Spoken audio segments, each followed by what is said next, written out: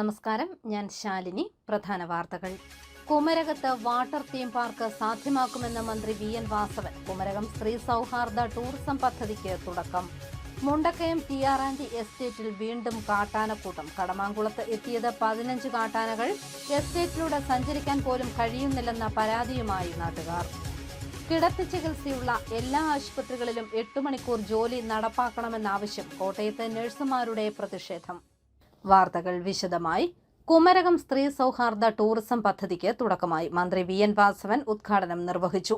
കുമരകത്ത് water theme park സാധ്യമാക്കുമെന്ന് മന്ത്രി വി.എൻ. വാസവൻ പറഞ്ഞു. കുമരകം കേന്ദ്രീകരിച്ച് വാട്ടർ തീം പാർക്ക് സാധ്യമാക്കുമെന്ന് സഹകരണ തുറമുഖ വകുപ്പ് മന്ത്രി വി.എൻ. വാസവൻ. പൊതു സ്വകാര്യ പങ്കാളിത്തത്തോടെ വാട്ടർ തീം പാർക്ക് നടപ്പാക്കുന്നതിന്റെ സാധ്യതകളെക്കുറിച്ച് ടൂറിസം ഡയറക്ടറുമായി ചർച്ച നടത്തിയെന്നും കുമരകം ശ്രീ കുമാരമംഗലം ക്ഷേത്ര ഓഡിറ്റോറിയത്തിൽ നടന്ന സ്ത്രീ സൗഹാർദ്ദ ടൂറിസം പദ്ധതിയുടെ പ്രവർത്തനോദ്ഘാടനം നിർവഹിച്ച് മന്ത്രി പറഞ്ഞു. 2007 ഉത്തരവാദിത്ത ടൂറിസം മിഷൻ കുമരകത്ത് ആരംഭിച്ചത്. ഇതിലൂടെ നിരവധി വനിതകൾക്ക് തൊഴിലവസരങ്ങളും സംരംഭങ്ങളും തുടങ്ങാൻ സാധിച്ചു. ടൂറിസം രംഗത്ത് കുമരകത്തിന്റെ സാധ്യതകൾ പ്രയോജനപ്പെടുത്തുകയാണ് ലക്ഷ്യമെന്നും മന്ത്രി പറഞ്ഞു. ഇപ്പോൾ 2 പദ്ധതി കൂടെ നമ്മൾ ലക്ഷ്യമിടുകയാണ്. ഇവിടെയോ അല്ലെ തൊട്ടപ്പുറത്തുമായിട്ട് ഒരു വാട്ടർ തീം പാർക്കിനെ സംബന്ധിച്ചോളം നമ്മൾ ചർച്ച ചെയ്തിട്ടുണ്ട്. ആ വാട്ടർ തീം പാർക്ക് നടപ്പാക്കാൻ ഏറ്റെടുക്കാനും ഇപ്പോൾ പുതിയ ആളുകൾ മുന്നോട്ട് വന്നിട്ടുണ്ട്. അത് പബ്ലിക് പ്രൈവറ്റ് പാർട്ടിസിപ്പേഷനായി നടപ്പാക്കുന്ന കാര്യം ടൂറിസം ഡയറക്ടറുമായും ചർച്ച ചെയ്തിരുന്നു.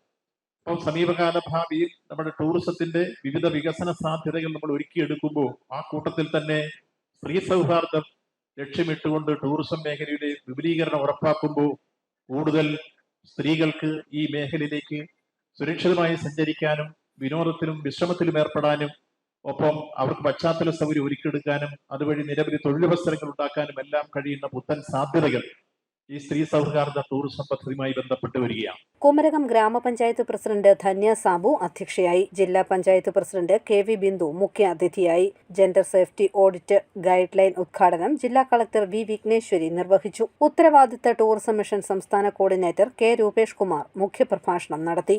News bureau, Kottayam. ജനവാസ മേഖലകളിൽ കാട്ടാനക്കൂട്ടം പകലെന്നോ രാത്രിയെന്നോ വ്യത്യാസമില്ലാതെ ചുറ്റിയടിക്കാൻ തുടങ്ങിയതോടെ നാട്ടുകാർ പരിഭ്രാന്തിയിൽ.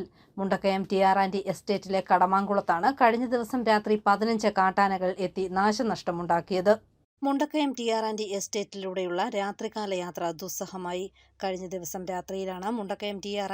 എസ്റ്റേറ്റിലെ കടമാങ്കുളത്ത് കാട്ടാനക്കൂട്ടം ഇറങ്ങിയത്. 15ഓളം വരുന്ന കാട്ടാനക്കൂട്ടമാണ് എസ്റ്റേറ്റിന്റെ വിവിധ പ്രദേശങ്ങളിൽ നാശനഷ്ടമുണ്ടാക്കിയത്. തുടർന്ന് വനപാലകരെത്തി ആനക്കൂട്ടത്തെ വനത്തിലേക്ക് ഓടിച്ചു. 2 ആഴ്ച മുൻപ് കുപ്പക്കയം, ചെന്നാപ്പാറ ഭാഗങ്ങളിലും കാട്ടാനകൾ എത്തിയിരുന്നു. ഇവ ജനവാസ മേഖലകളിൽ കറങ്ങി നടക്കാൻ തുടങ്ങിയതോടെ ആകെ ഭീതിയിലാണ് എസ്റ്റേറ്റ് തൊഴിലാളികൾ. ശബരിമല സീസണിൽ കാനനപാതകളിൽ ജനത്തിരക്കേറിയതോടെ വെള്ളവും തീറ്റയും തേടിയാണ് ഇവ നാട്ടിലേക്ക് ഇറങ്ങുന്നത്. നിരന്തരമായ പരാതികളും സമരങ്ങളും നടത്തിയിട്ടും സർക്കാരിൽ നിന്നും വനംവകുപ്പിൽ നിന്നും അനുകൂലമായ യാതൊരു നടപടിയും ഉണ്ടാകുന്നില്ലെന്ന ആക്ഷേപവും ജനങ്ങൾക്കിടയിൽ ശക്തമാണ്. News bureau, Kanjirappally. KGNAയുടെ നേതൃത്വത്തിൽ നഴ്സുമാർ കോട്ടയം കളക്ടറേറ്റിലേക്ക് മാർച്ച് നടത്തി. കുടിശ്ശിക ക്ഷാമബത്ത അനുവദിക്കണമെന്ന് ഇവർ ആവശ്യപ്പെട്ടു. വിവിധ ആവശ്യങ്ങൾ ഉന്നയിച്ച് കേരള ഗവൺമെന്റ് നഴ്സസ് അസോസിയേഷന്റെ നേതൃത്വത്തിൽ നഴ്സുമാർ കളക്ടറേറ്റിലേക്ക് മാർച്ച് നടത്തി. കേന്ദ്ര സർക്കാർ വെട്ടിക്കുറച്ച കേരളത്തിന്റെ സാമ്പത്തിക വിഹിതം പുനഃസ്ഥാപിക്കുക, PFRDA നിയമം പിൻവലിക്കുക, കുടിശ്ശിക ക്ഷാമബത്ത അനുവദിക്കുക, കിടത്തി ചികിത്സയ്ക്കുള്ള എല്ലാ ആശുപത്രികളിലും 8 മണിക്കൂർ ജോലി നടപ്പാക്കുക തുടങ്ങിയ ആവശ്യങ്ങൾ ഉന്നയിച്ചായിരുന്നു സമരം. ജില്ലാ ജനറൽ ആശുപത്രി പരിസരത്തു നിന്ന് ആരംഭിച്ച മാർച്ചിൽ നിരവധി നഴ്സുമാർ പങ്കെടുത്തു. CITU ജില്ലാ സെക്രട്ടറി TR രഘുനാഥൻ സമരം ഉദ്ഘാടനം ചെയ്തു. ആനുകൂല്യ നിഷേധങ്ങൾക്കൊപ്പം പങ്കാളിത്ത പെൻഷൻ പദ്ധതി പോലുള്ള കരിനിയമങ്ങളും കേന്ദ്ര സർക്കാർ തൊഴിലാളികൾക്ക് മേൽ അടിച്ചേൽപ്പിച്ചിരിക്കുകയാണെന്ന് അദ്ദേഹം പറഞ്ഞു. ഓരോ വർഷം പിന്നിടുമ്പോഴും തൊഴിലാളി ക്ഷേമ നടപടികൾ തന്നെ അട്ടിമറിക്കപ്പെടുകയാണെന്ന് അദ്ദേഹം പറഞ്ഞു. 80 വർഷക്കാലമായി നമ്മുടെ രാജ്യത്ത് കേന്ദ്രത്തിൽ അധികാരത്തിലിരിക്കുന്ന ഗവൺമെന്റ് എടുക്കുന്ന വിവിധ രൂപത്തിലുള്ള നടപടികളും നിലപാടുകളും നമ്മുടെ ജീവിതത്തെ വലിയ തോതിൽ ബാധിച്ചിട്ടുണ്ട്. ജില്ലാ പ്രസിഡന്റ് VG സിന്ധുഭായി സമരത്തിൽ അധ്യക്ഷയായി. Secretary KV Sindhu, Hena Devadas, Raju PR തുടങ്ങിയവർ പ്രസംഗിച്ചു. News bureau, Kottayam. മകരവിളക്ക് ഉത്സവത്തിന് നട തുറന്ന ശേഷം ശബരിമലയിൽ തീർത്ഥാടക തിരക്ക് അനുദിനം വർദ്ധിക്കുന്നു. ദിനം പ്രതി 1 ലക്ഷത്തിലധികം തീർത്ഥാടകരാണ് ദർശനം നടത്തുന്നത്.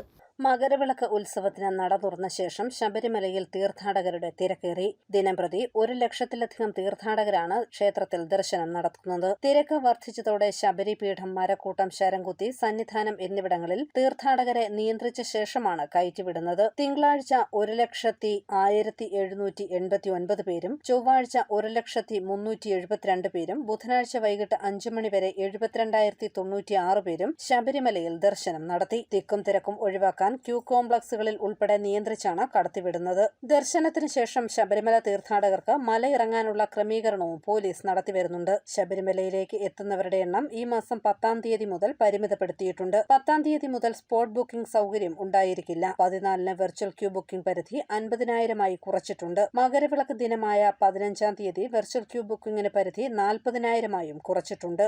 News bureau, Erumeli.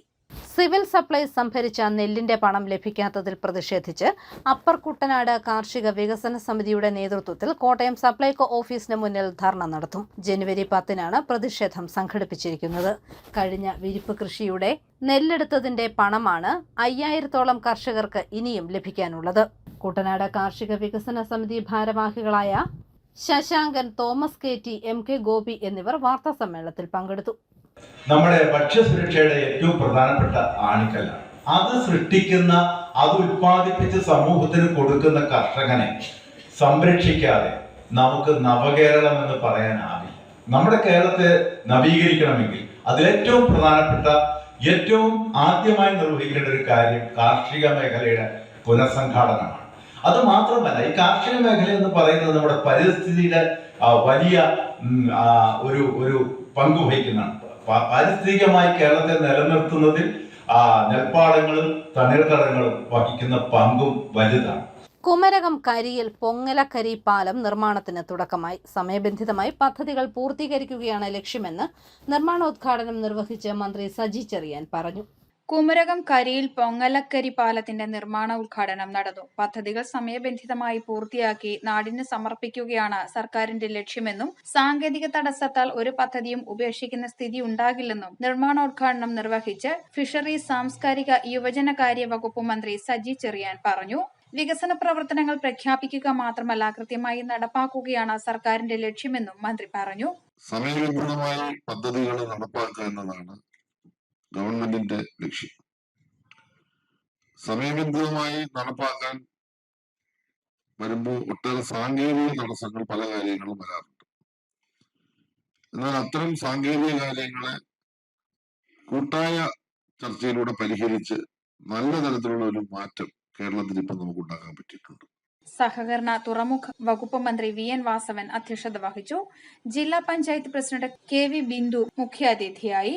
300 ലക്ഷം രൂപയാണ് പാലത്തിന്റെ 1-ാം ഘട്ട നിർമ്മാണ പ്രവർത്തനങ്ങൾക്കായി ചെലവഴിക്കുന്നത്. പാലത്തിന്റെ ഇരുവശങ്ങളിലുമായുള്ള നടപ്പാത, കൈവരികൾ എന്നിവയും എസ്റ്റിമേറ്റിൽ ഉൾപ്പെടുത്തിയിട്ടുണ്ട്. പാലത്തിന്റെ ഇരുവശങ്ങളിലുമായി 60 മീറ്റർ അപ്രോച്ച് റോഡ് നിർമ്മിക്കേണ്ടതായിട്ടുണ്ട്.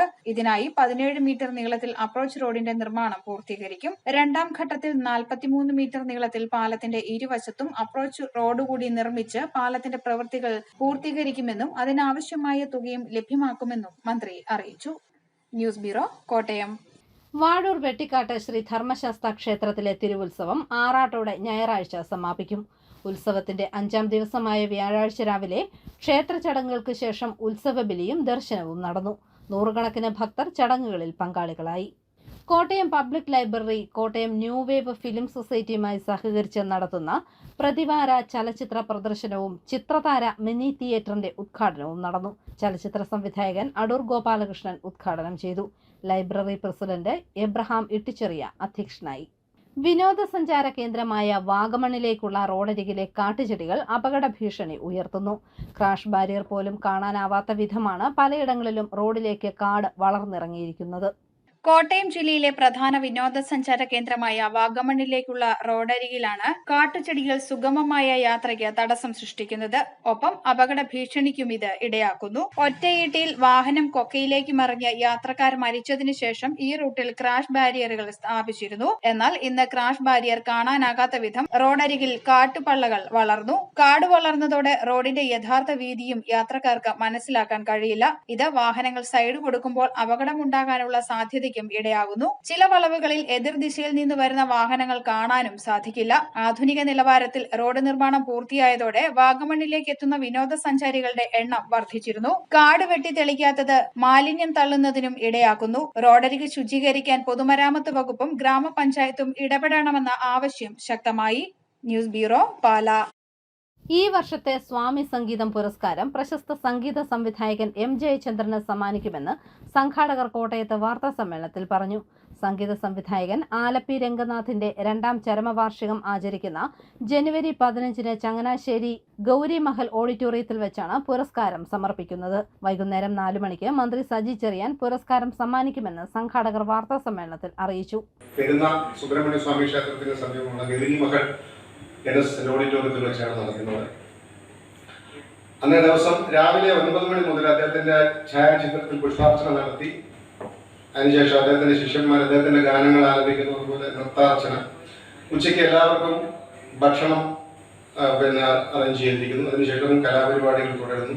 വൈകിട്ട് 4 മണിക്കാണ് ഈ സമ്മേളനം വെച്ചിരിക്കുന്നത്.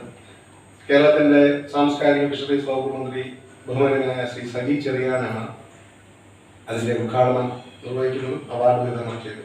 അറിയിപ്പ്: കോട്ടയം ജവഹർ നവോദയ വിദ്യാലയത്തിൽ 2024-25 വർഷത്തേക്കുള്ള 6ാം ക്ലാസ് പ്രവേശന പരീക്ഷ ജനുവരി 20-ന് ജില്ലയിലെ വിവിധ പരീക്ഷാ കേന്ദ്രങ്ങളിൽ നടക്കും. വിശദ വിവരങ്ങൾക്ക് ഫോൺ 9846245252.